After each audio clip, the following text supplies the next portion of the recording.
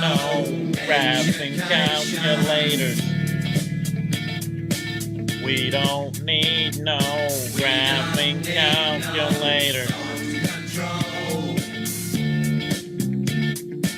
We don't need no graphing calculators.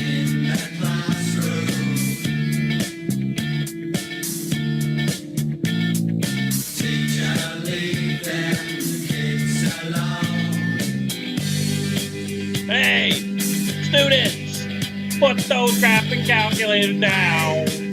All right, you guys see this little graphing calculator here. You are not going to use this in this section. You're not going to be able to make all graphs all looking like nice and pretty and everything else. You are not. That's not. I don't know what's going on with that graph. Oh, that's not what I want. Anyway, it doesn't matter. You can't use it.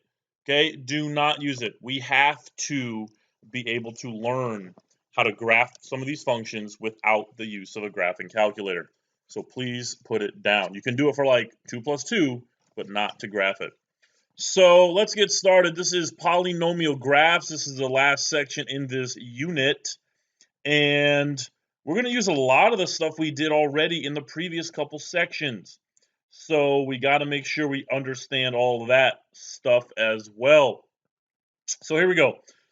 Polynomial graphs. Okay, there are a couple things you need to know. There will be no discontinuities. Ooh, I can't write with that thing. There we go. Discontinuities. What that means is if I have a graph that goes up, I can't have like a hole and then it can't start again, and I can't have another hole and then it can't like start again. Okay, those are what we call discontinuities. It's always going to be a continuous function, so it's going to be continuous. Okay, great. There are no sharp corners. Sharp corners. Remember a graph that we have that looks like a V or an upside down V? Remember its absolute value? There are no actual corners. Everything's going to be rounded. Okay, that's not going to come to a corner. And the domain is going to be all real numbers. Remember, it's a polynomial function, so domain is always going to be all real numbers. The y values, not always going to be all real. They might be, different values depending upon what the graph is, but the domain is going to be all real numbers. All right, we've done common graphs since, oh man, I don't even know how long. We've been doing these, this year as well. Definitely linear. Remember, linear is a straight line. Quadratic, remember, it could look like this. It could look like this. Okay, that's quadratic. It looks like a U. A cubic is just adding one more kind of turn to it. So we're going to go up, up, or I could go down, up, down. Okay, stuff like that. That's kind of a weird looking graph. That's kind of awesome. Quartic is so let's do this. This is x to the first power. This is x to the 2 power. This is x to the 3 power, and this is x to the 4 power. So quartic looks more like a W. Okay, it looks like a W, like a weird W. Okay, it could be like this, or it could be like that. That kind of looks like a W, like I sat on a little one side or something like that, and kind of made it flatter because I got a lot of weight to me. But stuff like that. That's what a quartic function is. Now we can go quintic and is it sextic and septic and octic and I don't know what 9 is, but we can do all that stuff. We're not going to, but we could. Okay, this one here. This is end behavior. Okay, end behavior. So when we have an even degree, we're going to have a whole bunch of different things here. So even degree, this is odd degree. All right. We have, what if this is a positive leading coefficient or a negative leading coefficient? Okay. So an even degree is like x squared or x to the 4, x to the 6, whatever.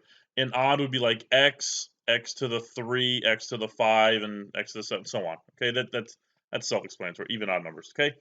So a positive leading coefficient means that the x squared term is going to be positive. That's a plus, okay, positive. So what happens is when it's positive, the graph is going to start really, really high. It's going to come down and do its stuff, but it's going to go back up. Okay, so it's going to do it. So it's going to start high, come down, do whatever it's doing. It's going to cross the x-axis, go higher, go lower, whatever, but it's going to do its stuff in the middle, and it's going to go back up. All right? And it's positive, so we're like, it's really happy. So there's just like, it's kind of a weird looking thing, but it's kind of happy. It's like, yay, I'm happy, I'm excited. Negative leading coefficient. So this would be like if I had like a negative x squared or negative x to the fourth power. So negative means it's going to start low. It's going to start low, kind of do its stuff, and then go back low. Okay? So it's negative, meaning it's bad. He's so mad. He's like, I'm so mad. This is bad. Okay. So kind of that kind of makes more sense. This is kind of weird right up here. In odd degree, again, if it's x to the third, stuff like that. So it's going to start, if it's positive, it's a positive coefficient, it's going to start low, kind of do its thing, and go back up. So you notice it starts low and ends high. Starts low and ends high if it's positive. Okay, this is like positive x to the third power. Okay, if I have a negative x to the third power, it's going to start high, kind of do what it wants, and then comes back down. So odd degrees always start and end opposite. Start and end opposite. Okay, even degrees start and end the same. Start and end the same. All right, now here's a little notation thing that we're going to talk about. So see these limits, these things here. This is just a notation thing. Don't get your upset, or don't go home and start crying. Okay, that's okay. You can still do that, but let's not do that. But anyway, sometimes we do probably look into stuff and you're like, oh man, this stinks. What this means, this is the actual end behavior. Okay, so if I'm up going to negative infinity, that means my x's are getting smaller and smaller and smaller. We've used some of these negative infinities before. Okay, what's the graph doing? Well, the graph is it's getting bigger and bigger and bigger and bigger. It's getting bigger and bigger and bigger and bigger, the farther left I go. So it's approaching infinity. Okay, so the graph is approaching infinity. Well, if I'm going further to the right, the graph is getting bigger and bigger and bigger, the y values. So it's also approaching infinity. Okay, so this is gonna take a little bit of practice just to get a write and think about what the graphics are doing. A negative leading coefficient is just opposite. So I'm going left, and that means I'm going down, right? Left and down, so that's negative infinity. And this is also negative infinity because even degrees do the same thing. Positive, positive infinity, negative, negative infinity. Whereas odd degrees are going to be the opposite. So if it's negative infinity, I'm going to the left. What's happening to the graph as I'm going to the left? It's going to negative infinity. What's happening to the graph as I'm going to the right? The graph is getting bigger, right? So I'm going this way, the graph is going up. So that's positive, so it's positive infinity. This one here, negative infinity, I'm going to the left. What's happening to the graph? The graph is going up. So that's positive infinity. And then this one is positive infinity, so it means I'm going to the right. What's happening to the graph? It's going down, so negative infinity. These are just going to take some practice. It's really not a hard concept. You just got to think about what you're writing. Okay, and you're going to write it as lim. This stands for limit. Okay, limit as x approaches negative infinity of the function f of x. That's all that stands for. Don't get too bogged down with all that stuff. Don't get too bogged down. Just you can write lim, okay, lim, limit of x approaches negative infinity, and so on and so forth. Okay, don't get bogged down, but that's how you write it. All right, like I said, we're going to graph these functions without a calculator. All right, but we need to know a lot of other things before we start graphing them. Okay, we need to know about turning points. We need to know about zeros. We need to know about multiplicity.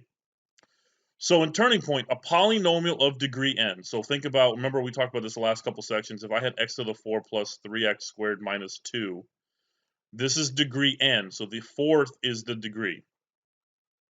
Okay, that's a degree 4. A polynomial of degree n has at most n minus 1 turning points. That means if it's x to the 4th, remember that's a quartic, right? So it's going to look like a w. Okay, so it's going to look like a w. A turning point is when it goes down and comes back up, and goes up, comes back down. So this is a turning point. This is a turning point, and this is a turning point.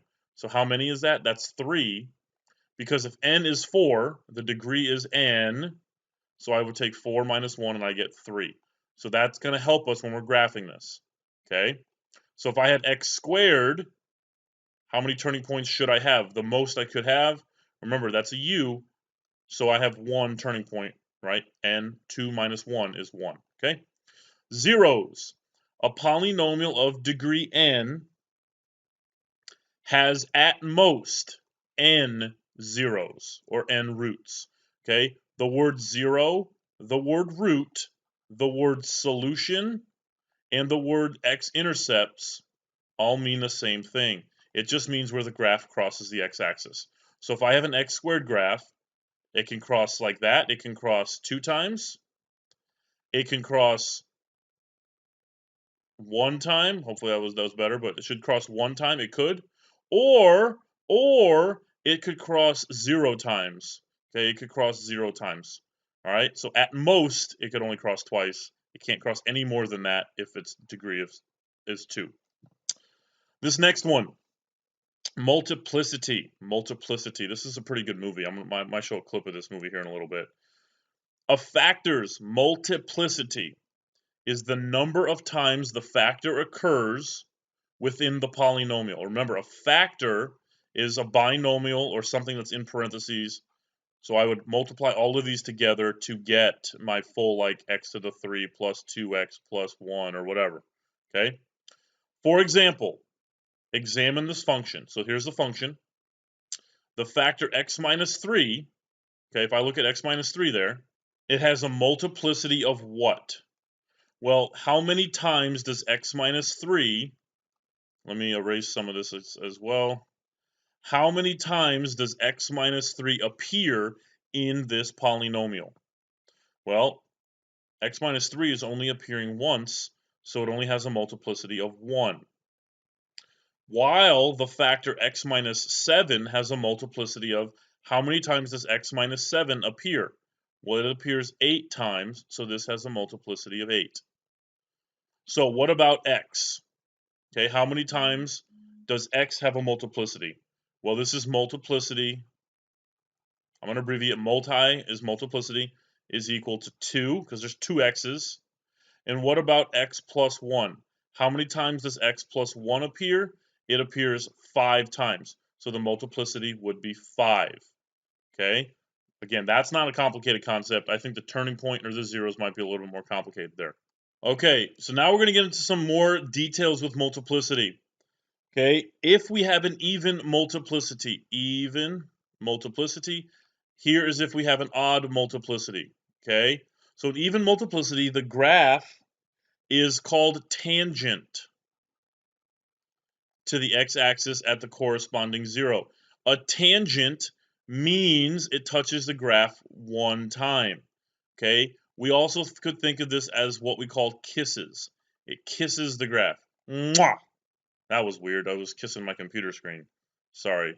It kisses it. So what I mean by that is this. So if I have my graph, all right, and we're going to say this is x, which is really 7, right? Because I add and I actually equal this to 0 and I solve out.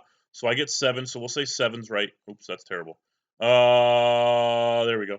We'll say 7's right there. Okay, 7 is right there. X equals 7. It appears 8 times, right? So this is even. So what's going to happen is the graph is going to do some stuff over here, wherever those other answers are. But at 7, it's going to, oh my gosh, that's bad. I'm sorry about that. So let's do, okay. So at 7, it's going to touch and come back down. Okay, it's going to touch it. It's going to kiss it. It's going to kiss it and come back down. Okay, so it's going to touch it 1 time. Remember, if I have a quadratic and if it was like x squared, remember my quadratic function comes down and touches right at the zeros. That's, I know my graph because I just can't draw that well, but it's going to touch at 0, 0, and it's going to go right back up. It's going to kiss it. Okay, so what about this one here? Odd multiplicity, the graph crosses it. So it crosses. So if this is x minus 3 to the first power, so that means this is a factor. So that means that at 3, which is x equals 3 here, It's going to do its stuff wherever it is over here, but then at 3, it's going to actually cross the actual x equals 3 point. It's going to cross it and keep going. Whereas here, it touches it and comes back to where you started it. So it comes back, this one crosses. All right, that's going to be a little complicated, but we'll hopefully have more practice. All right, number 1. This is the first example, ladies and gents. This is the first example. It took us, I don't know, I'm looking at a 17-minute timer right now to get to the first example. So this is going to be a longer video just because there's a lot of stuff. Okay, so what's going to happen is this. We got 4 parts, 5 parts, whatever it is. We're going to do all of the stuff that we're going to end up doing on our actual packet here. So how does this graph behave with relation to the x-axis at x equals 2? So where does x equal 2 appear? No, yep, right there. Okay, x minus 2 squared is x equals 2.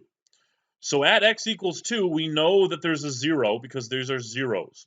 This is x equals -1, this is x equals 2, and this is x equals +1. So I'm going to graph all of those just because I can. But this is going to be x equals 2 is what I really care about. So x equals 2 is right there. X equals 1 is right here. And then x equals -1 is going to be right there. So now, at the graph, this number multiplicity of 2 tells me something. At 2, what's going to happen? Because that's even, we know the graph is going to be tangent at that function, or at that value, okay, x equals 2, because that's even. So if it doesn't ask this, but what about x minus 1? Because this is odd, this is actually going to cross it. Okay, it's going to cross it. Fantastic. So what are the real zeros? Well, we know the real zeros of this function. We just kind of already graphed them, but -1, +2, and +1, because I set each of these to 0, and I solve. Some of you will be like, well, I'm going to put 0 down there. Well, no. This -2 right there, there's no variable with it, so therefore nothing happens with it. It just literally gets crossed out. It doesn't matter. Okay, for the real 0 piece. It does matter for other stuff, but for the real 0 piece, that doesn't matter. What is the degree of the function? Let me erase all of this. What is the degree? So how do I figure that out? Well, this x plus 1 is only there one time, so that's just 1x. This x is there twice, so that's x squared. This x is there 3 times, so that's x to the third. When I'm multiplying variables, I add powers, so this is x to the 6th power. So the degree of this function is 6. Okay? Then describe the end behavior using limit notation. That's the limit stuff that we talked about. LIM, and then x approaches infinity, and so on. So here's what's going to happen. I'm going to say, okay, the limit as x approaches infinity of f of x equals, and I got to fill this in, then the limit as x approaches negative infinity, or you can write vice versa, that doesn't matter, of f of x equals something. Because this is an even function, we know this is even. Okay, it's an even function. So and the leading coefficient is negative. So the leading coefficient is negative.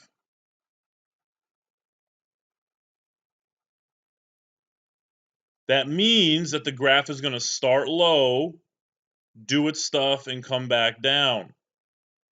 So if I'm looking at positive infinity, when the graph goes right, what's happening to the graph? It's going down, so it's approaching negative infinity. When the graph goes left for negative infinity right here, the graph is also going down, so that's also negative infinity. So we know that the graph is going to start low, do its stuff, come back low again. Fantastic. Now we're going to sketch a possible graph. Okay, so here we go. This is going to be an awesome sauce. Awesome, awesome, awesome sauce. Here we go. X plus 1, remember this is at -1. It only appears one time, so we know that the graph is going to cross it. It's going to cross it. We know that x equals 1 appears 3 times, so that's also going to cross it. So that's going to cross it as well. Okay. We also know that it's at +2 and it's even, so it's going to be it's going to be tangent, right? Sorry, I forgot what I was doing. I forgot what day it was. So it's going to be tangent. Now, if I look at the graph, we know it starts low because this is what the limits tell us in part D, the end behavior. So it's going to start low. I didn't do number 2 yet because I want to explain how I get what I get. So it starts off low, it goes up, it comes back down, right? And then it's got to end low, but it's also got to pass through that point, or in this case, kiss it, right? It's got to kiss that point. So it's going to go back up, kiss it, and come back down. Okay, and come back down because it's even. Okay, it's got to kiss it, come back down. If it was an odd 3, 4, or 3, 5, 7, then it would cross it as well and go back up, but that can't happen. So this is what a potential graph looks like. This is sketching a possible graph.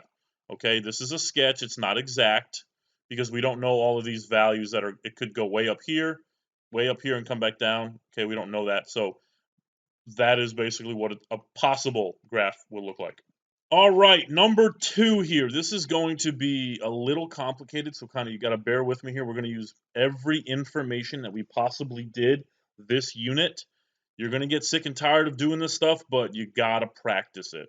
All right, you got to practice, and you got to ask questions, but you got to be learning from those questions. Don't just ask a question 100 times, okay? You have to be learning for that. So ask, that's fine, but make sure we're learning as we're asking, okay?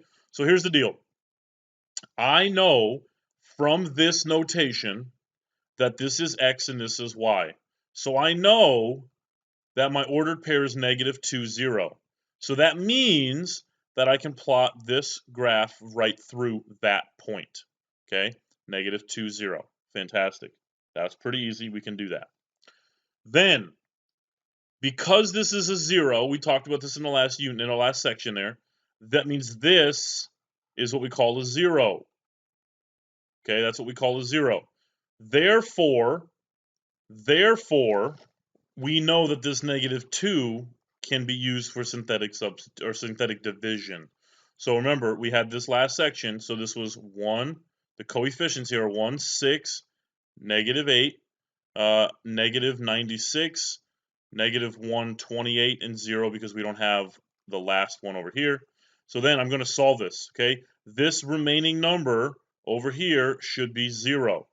So I'm going to drop it down. I'm just going to multiply here real quick. So that's -2, 4, -8, -16.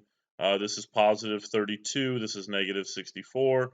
This is +128. That's 0. That makes that 0, which that makes that 0. So that's good. Okay, that gives me a good area of a starting ability. So then, remember, we write this out again. So this is now x to the 4. We got to drop the power down. Plus 4x to the 3 minus 16x squared. Oh, this is a minus 64x. And this is 0, so I don't need to write that down there. Okay, so I have this right here times x plus 2.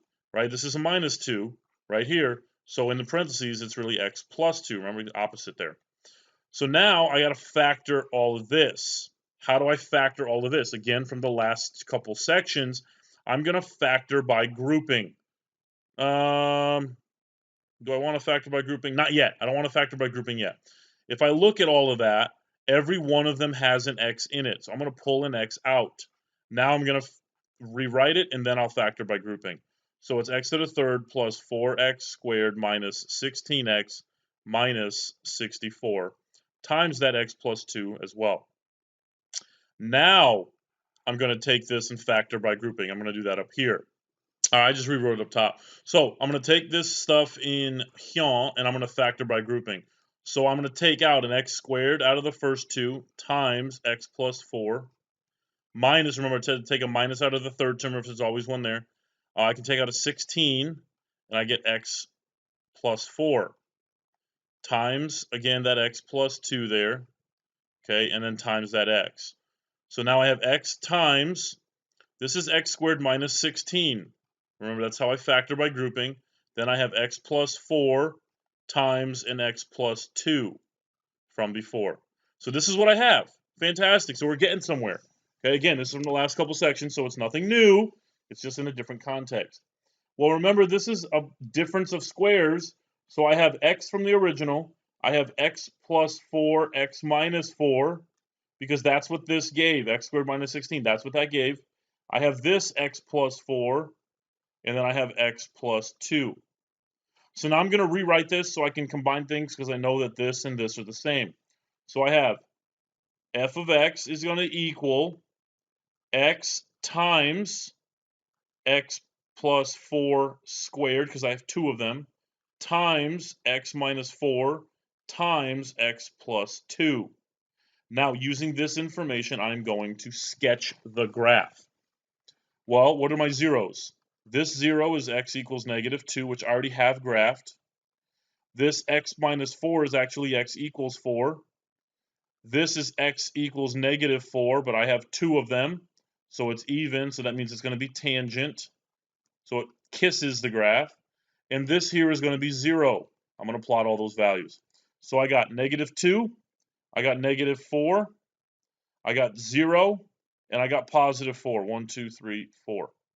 So my graph is going to go through all of those points. This is odd, so that means, and it's positive here, so that means it's going to start high. Kidding, kidding, kidding. It's going to start low and do its stuff and then end high. Okay? So I know that it's going to start down here and it's going to end up here because that's how the odd exponents work. Well, at x equals negative 4, 1, 2, 3, 4, how many of the negative 4s do I have? I have 2 of them, so that means that if I'm coming up, it's going to come back down. It's going to touch it and kiss. At negative 2, I have 1 of them, so it's going to cross, okay? At 0, I have 1 of them, so I know that's going to also cross, okay? And then at positive 4, I also have 1 of them, so I know that's going to cross and go back up. So here's what it's going to look like. It's going to come up, it's going to kiss it, come down, go through, come down, go through, come down, go through, and just like that. Okay, again, it's not going to be exact, but it has to touch those points. So this should touch it better, but that's fine. Okay, and this goes through it as well, and this goes through it. This kisses it, it goes up and comes back down. All right, there's your graph for number 2. All right, this graph is already done for us. Fantastic. Now I have to do actually A, B, C, and D here. So a minimum value is on the graph, we have some minimums. Okay, so this is not a minimum because that goes on forever, but here is a minimum, that's a low point, and this is another low point. So those are minimums. Minimum, minimum. A maximum is a high point on the graph, not where the arrows are going. So it's like a hump. Okay, this is a hump. This is I could say this. This is a hill, and this is a valley.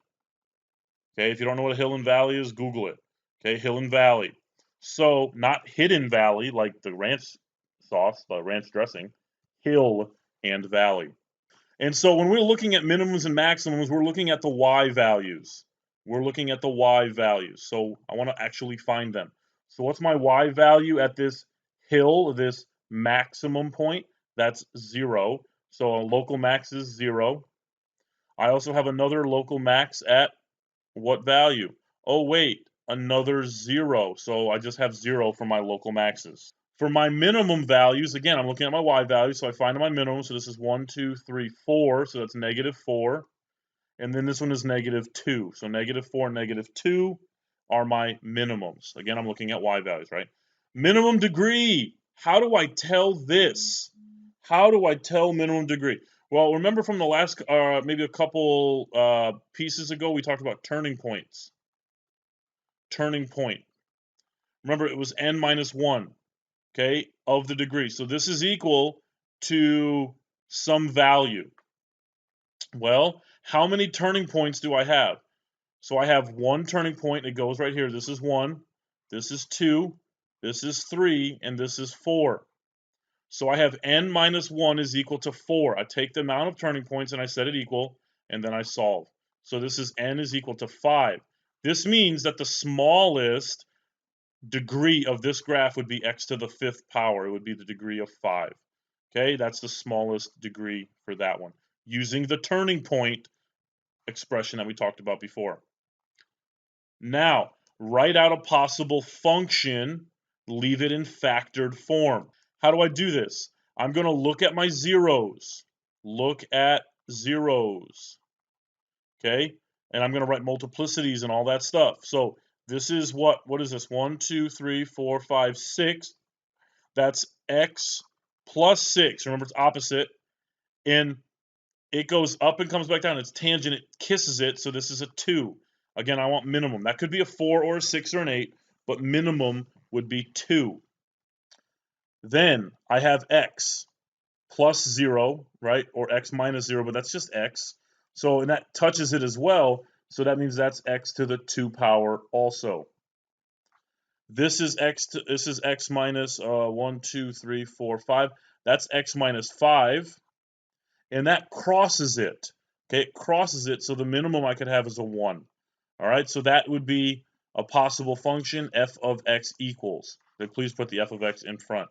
That's a possible one. Now, this could be a 4, this could be an 8, okay, and this could be a 3. That's okay. That's a possible function. It doesn't say any minimums, it says possible. All right, this is the last piece of this pie. This is talking about Descartes' rule of signs, or Descartes. I think it's Descartes. It's Rene Descartes. Rene, I think it's R-E, I think that's right. Descartes. He's like an ancient philosopher, mathematician. He says a couple different things, like "I think before I am." That's a famous phrase of his. But he's a very important guy in terms of mathematics. He discovered a lot of stuff. So let's get to it. It's not a hard thing. It's just something that is going to be a little complicated to look at. It's really not hard though. Okay, so the number of positive real zeros is equal to the number of changes in sign of the coefficients of f of x. Then the number of negative real zeros is equal to the number of changes in sign of the coefficients of f of negative x. Now you're like, that doesn't make any sense.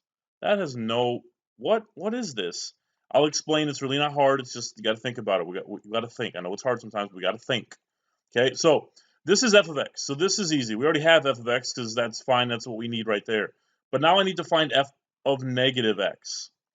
So if I plug in negative x into all of these x's, I got to actually write out the new expression or the new equation there.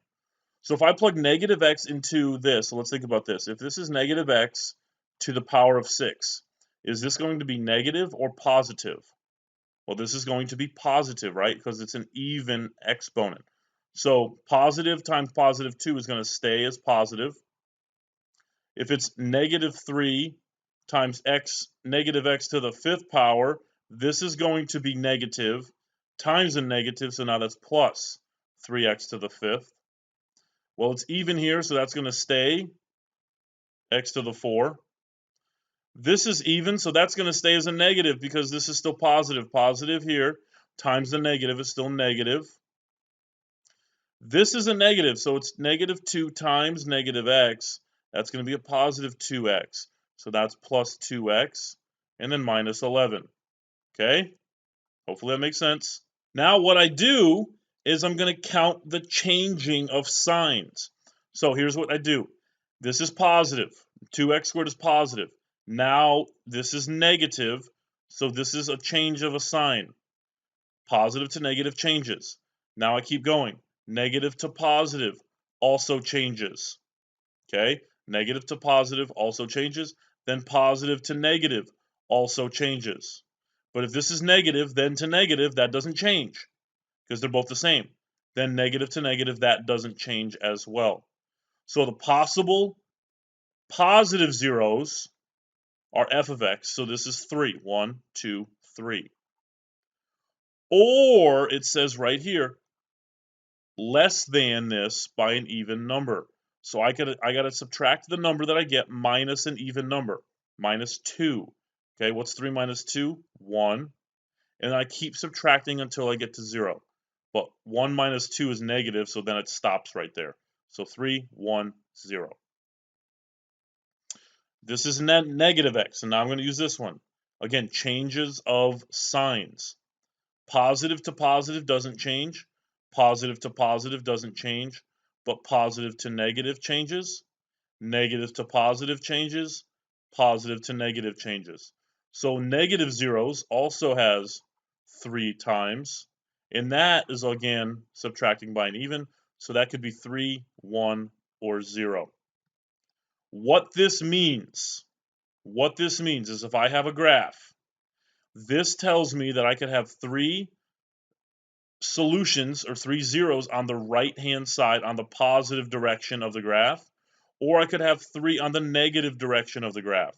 So because this is a 6, I could have 1, 2, 3, 3 times 1, 2, 3, 4, 5, 6, and that could my graph could look like that. Okay? Negative, negative, negative, positive, positive, positive. And that's okay, 3 and 3. You could also have